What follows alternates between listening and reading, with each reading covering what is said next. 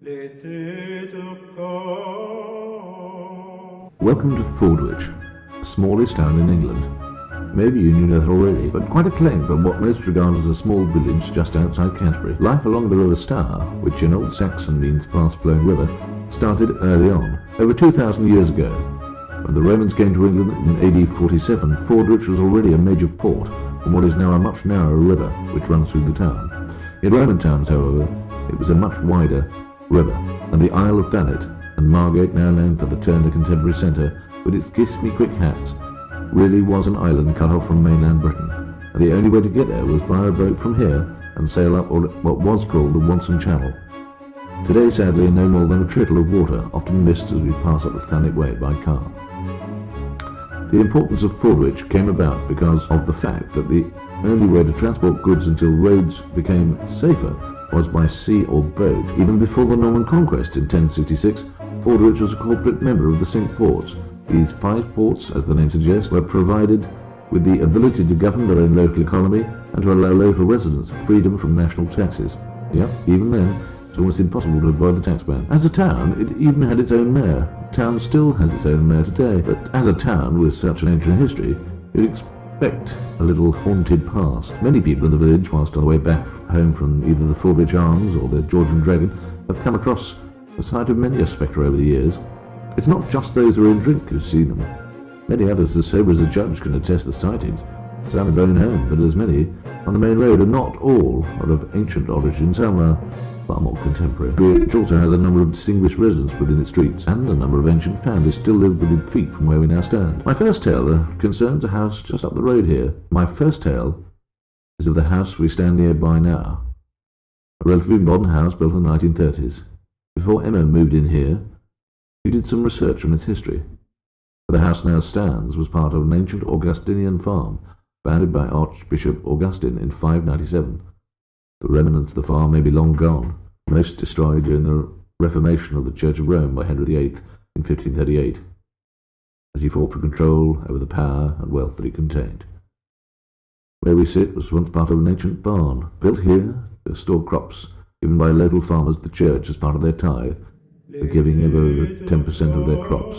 High above our heads was once a huge crown-post, upon which, according to cathedral records, was a carving of Jack in the Green on the finial. Pagan carvings were often carved by carpenters who believed that the spirit of the tree from whence the wood came stayed with it after construction, thus passing good luck on those people who resided.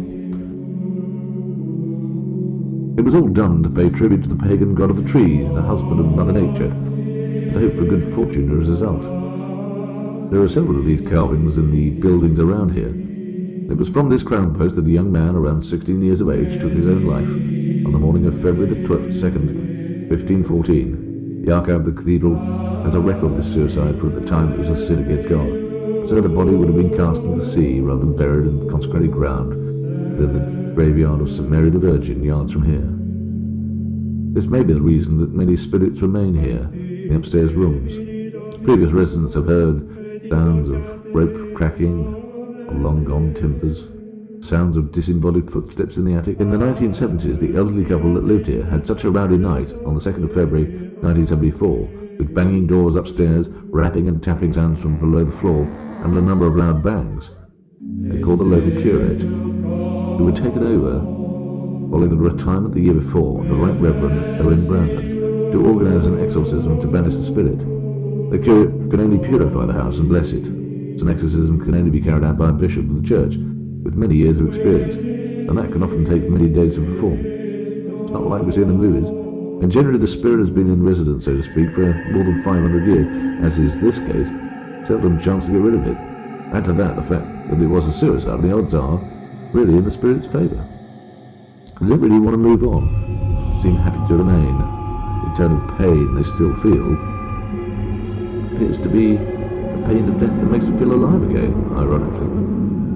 Do you wish me to walk you to the churchyard, feel the eerie stillness therein? Or you had him, let me describe it.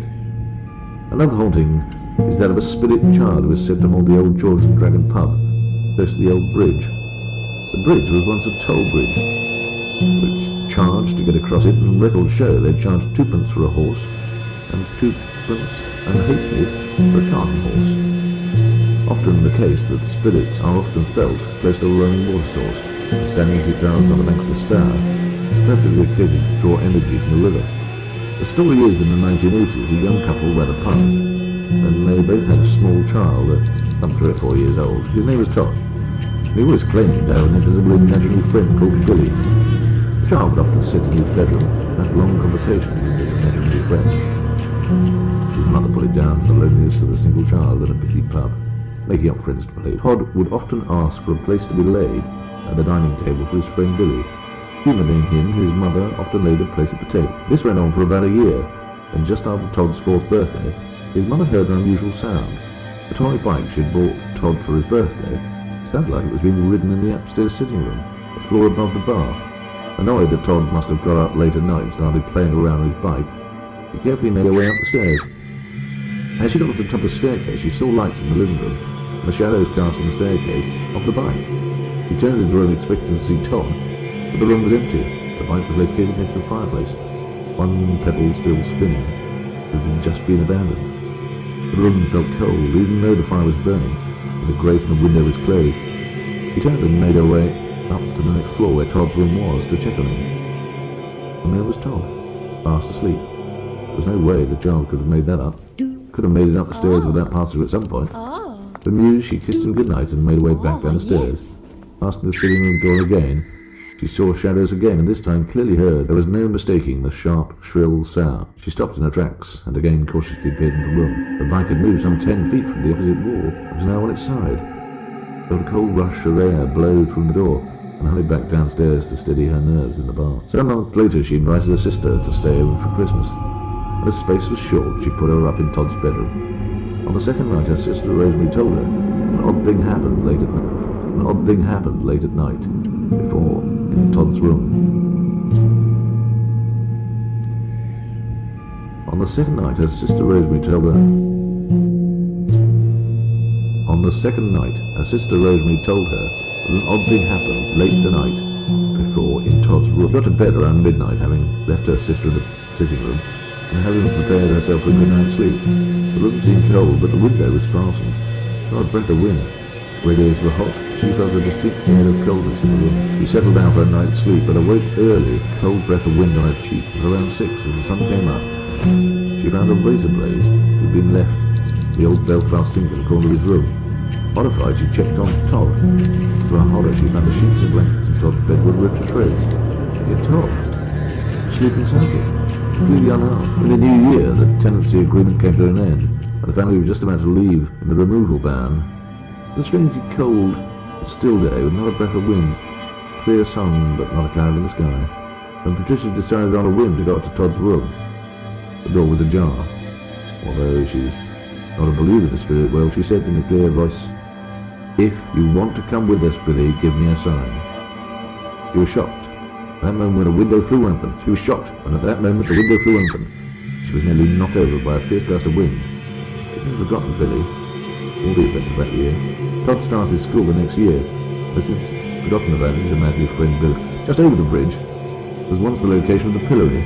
In January 1708, a local thief was sentenced to be taken to the pillory, and his ear nailed to it as the punishment for listening in on official town business. He was known locally as the Veiled, as he was from Belgium, and known as a thief.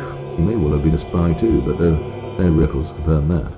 Alexander Werner was taken in chains at the pillory to stay there for 3 days until released. Fearful of his life, he requested a dagger to protect him from the locals. He was granted his wish, but rather than take his punishment, when he was alone later that night, he proceeded to slice off his own ear and fled up Common Hill towards the coast to make his escape. He had not gone far when he slipped on some ice and fell to his death down a steep bank on the left side of the hill. Here we can assume he bled to death from his self-inflicted injury. His body was never discovered, well, not for 10 years or so, by a local farmer clearing bracken. When found, his bones were still clothed and a blood-stained shirt was still found on his body. He was never buried and was originally wrongly identified as a stranger, possibly the victim of mugging or bandit or harrowing. This may explain the sighting of a man in a white shirt still seen late at night by people walking up the hill. This day, he appears to be solid as you or I, staggering towards the hedge where he vanishes. His spirit has been seen for over 250 years by locals. With him, Also claimed to hear running footsteps behind them as they made the way up the hill. Witchcraft and covens of witches would regularly meet outside the city wall of Canterbury. An open coven of witches used to congregate close to the far side of the old bridge on the banks of the river. Here, as nonconformists, they would bemoan their plight and their poor jobs. In the Civil War, which took England to the brink of destruction in the middle of the 17th century, Matthew Hopkins, Cromwell's witchfinder general, came to Fordwich to test 3 witches for the crime of witchcraft. He used something called a witch pricker to establish whether they could feel pain. Church records for the period show that several hundred women were found guilty by this method. The names of the records show that Mary Bell, Margaret Good, and Sarah Sims, strangely, they were all baptized in the local church, so at some time had been members of the congregation. Odd then they should be accused of communion with the devil. The devil is, after all, a Christian belief, and true witches of the pagan religion, and hence there's no understanding of the devil. Hopkins was a lawyer and appointed himself as witchfinder general, a true Puritan with strong links to Parliament cause. He used an ancient reference book called Malus Maleficarum, Latin for the Hammer of Witches, written in 1480 by Heinrich Linstoris. One passage referred to that witches' communion with Satan would bring the end of the world. That one passage used to strike the fear of God into the accused and also allowed him control over them. During the trial of the Fordwich Three, as they were known locally, he showed using a witch pricker. Firstly, they could withstand pain. A stick, basically, with a pin or blade at the end of it, like a spear, was stabbed into the back of the accused, and any screams that were heard said to be the voice of Satan, and not those of the witch. They couldn't withstand drowning, or could they? By the use of the town crane used for loading goods by the quayside, but in this case, for lowering the witch to the bottom of the river for short periods of time. He also weighed them against the Holy Bible. For the book said that if they were rejected by the Holy Bible, they were true witches. Imagine, if you will, a large scale set up on the side close to the quay at Fordwich Arms. The witch on one side, the Holy Bible on the other. Knowing what we now know about gravity, well, maybe hardly ever likely to be less than the Bible. A win-win situation there, for the accuser at least. Needless to say, they were all found guilty by the townsfolk and sentenced to be burned at Story Hill, but another now stands. The witch burning attracted citizens from Canterbury, who came to bear witness to the crime. They were separately tied to the trees, 3 great oaks, struck by lightning some years before, and stood lonely solitary figures on the bleak skyline of the old Margate Road.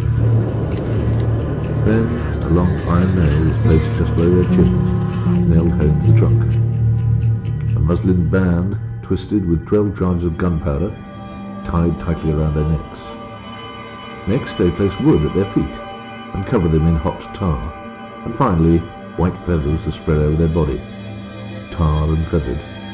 Then Hopkins' assistant lit the flaming torch, and with the Vicar of St. Mary's on hand to read the last rites, he set fire to them. The screams of the tormented witches could, it was said, be heard as far away as Gargate and Stodmarsh on either side of the valley. As the flames lit the side of their bodies, their legs broke in a ferocious heat.